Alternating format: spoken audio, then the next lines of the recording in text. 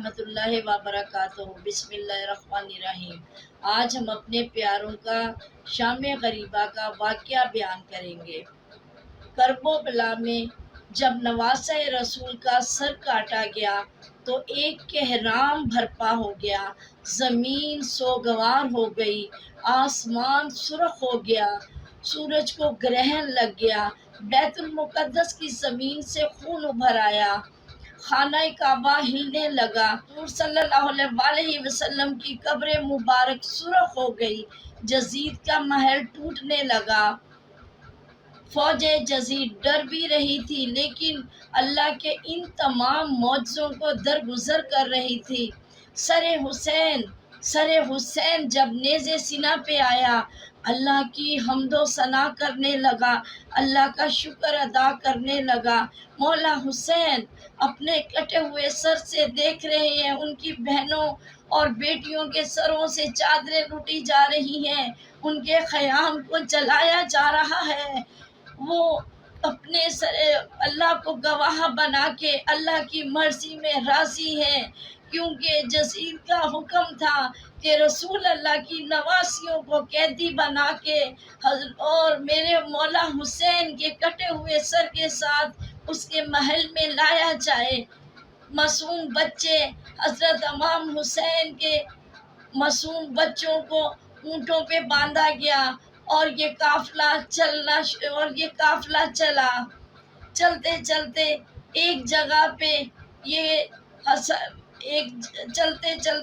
جگہ پہ سر حسین رک گیا اور شمر نے بہت کوشش کی کہ سر حسین جس نیزے پہ ہے وہ نیزہ آگے بڑھے، لیکن نہیں، اور شمر نے فوراً حضرت سجاد کی طرف دیکھا اور کہا کہ تمہارے بابا کا سر آگے کیوں نہیں جا رہا؟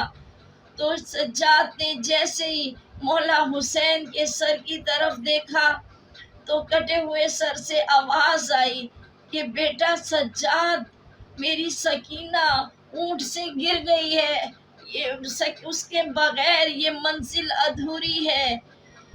اور مولا حسین کے خاندان کے چھوٹے چھوٹے بچے جو اونٹوں پر باندھے گئے، ان میں سے جو بھی بچہ نیچے گرتا وہ اونٹ اور گھوڑوں کے پاؤں کے نیچے پامال ہو کر شہید ہو جاتا۔ آج بھی کوفہ اور شام کے راستوں میں ان سادات کی قبریں موجود ہیں۔ یہ قافلہ چل ہی رہا تھا کہ تھوڑی دور پہنچا تو ایک دم بارش شروع ہو گئی۔ شمر نے دیکھا کہ ادھر ادھر کوئی بھی جگہ نہیں ہے، کوئی بھی شہر نہیں ہے، تو اس نے جب دور دیکھا کہ ایک گرجا گھر نظر آیا تو وہ گرجا گھر کی طرف چل پڑا اور گرجا گھر میں جا کر کہنے لگا کہ میں اس حاکم کا سپاہی ہوں اور ہمیں رات جو ہے کہ گرجا گھر میں رہیں گی اور صبح ہم چلے جائیں گے۔ اور گرجا گھر کے پادری جیسے ہی باہر آیا، اس نے دیکھا کہ بے پردہ معصوم بیویاں اور ایک نورانی چہرے والا قیدی، اور اس نے پھر دیکھا، اس کی نظر پڑی نیزوں پہ، کبھی وہ حر کا سر دیکھتا ہے، کبھی جون کا سر دیکھتا ہے، کبھی قاسم کا سر دیکھا، پھر اس نے علی اکبر کا سر دیکھا، پھر جب اس کی نظر معصوم علی اصغر کے سر پر پڑی تو ایک دم چیخ مار کے رونے لگا اور کہنے لگا شمر، یہ اتنا معصوم بچہ، کچھ ماں کا بچہ، اس نے کیا جرم کیا؟ تم نے ان کو شہید کیا۔ تو وہ بڑی مغروریت سے کہنے لگا کہ یہ میرے بادشاہ یزید کو بادشاہ نہیں مانتے، جو میرے بادشاہ کو یزید کو بادشاہ نہیں مانے گا ان کا یہی حشر ہوگا۔ اور جب پادری کی نظر حضرت عباس کے سر پر پڑی جو کہ گھوڑے کی زلفوں سے بندھا ہوا تھا، تو وہ کہنے لگا اتنا مبارک چہرہ یہ گھوڑے کی زلفوں سے کیوں باندھا گیا ہے؟ تو شمر کہنے لگا یہ ان کے علمبردار کا سر ہے، اس کو جب بھی ہم نیزے میں یہ کرتے ہیں تو یہ نیزے سے گر جاتا، اس لیے ہم نے انہیں گھوڑے کی زلفوں سے باندھا۔ ابھی وہ پادری دیکھ ہی رہا تھا کہ اس کی نظر اچانک میرے مولا حسین کے کٹے ہوئے سر پہ پڑی تو وہ ایک دم چیخ مار کے رونے لگا اور زمین پر بیٹھ گیا اور زاروں قطار رونے لگا۔ شمر نے پوچھا کہ آپ کیوں رو رہے ہو؟ تو کہنے لگا کہ اتنا نورانی چہرہ میں نے زندگی میں آج تک اتنا نورانی چہرہ نہیں دیکھا، اور نہ یہ پاک خاندان کا یہ اللہ کے بہت قریب ہے اور کسی بہت ہی پاک خاندان کا لگتا ہے مجھے۔ تو شمر نے کہا کہ ہاں، یہ فاطمہ کا بیٹا ہے۔